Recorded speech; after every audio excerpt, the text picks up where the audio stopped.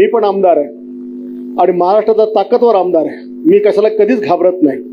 पण आमच्या मतदारसंघात कोणी एक माणूस सांगणार नाही की आम्ही कोणाचा छळ केला म्हणून. आमची ताकद आम्ही गोरगरिबांना सपोर्ट करण्याकरता कार्यकर्त्यांना ताकदवर देण्याकरता. माझ्यासोबत सायकलवर फिरणारे कार्यकर्ते आज फॉर्च्युनरमध्ये फिरतात. एवढी जवळपास 35 कोटी रुपयाचं माझं कमिशन मी कार्यकर्त्यांना सोडून दिलं की तुम्ही स्ट्रॉंग आहात, तुम्ही स्ट्रॉंग झाले तर मी स्ट्रॉंग त्या ठिकाणी होईल. माझ्या मतदारसंघात जवळपास असे काही कार्यकर्ते, मी उदाहरण सांगेन की मी एका गावात गेलो, मूर्ती नावाच्या गावामध्ये. हे जरा इथं बोलणं बंद करा. तिथे मी सावडाला गेलो आणि तिथला माझा शाखा प्रमुख म्हणे माझ्या घरी चला, रमेश नाव त्याचं, आणि मी त्याच्या घरी गेलो तर त्यांनी मला एका घरात बसवलं. तिथे ते घर नसून कोठं वाटत होतं.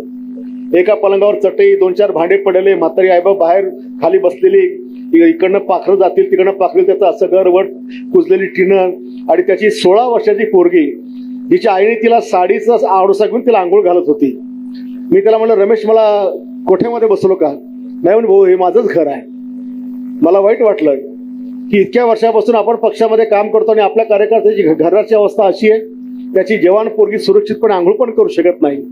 मी लगेच माणसं पाठवली, सर्वे केला किती कार्यकर्ते आपले असे जगतात म्हणून, आणि ताबडतोब 2 दिवसात अहवाल आला की 55 कार्यकर्ते असे की ज्यांची घरं अशी आहेत. 3ऱ्या दिवशी त्यांच्या दारामध्ये गिट्टी गेली, रेती गेली, सगळं साहित्य गेलं, लोखंड गेलं, मजूर गेलेत. त्यांना माहित नाही की लोक कशा करता आलेत. जनतेचा अधिकारनामा, जाणीव हक्काची. या न्यूज चॅनलमध्ये जनतेच्या हक्काचा आवाज. सत्ता व्यवस्थेचे प्रश्न थेट तुमच्यापर्यंत. जाहिराती आणि बातमीसाठी आजच 70 57 87 98 02 शी संपर्क साधावा.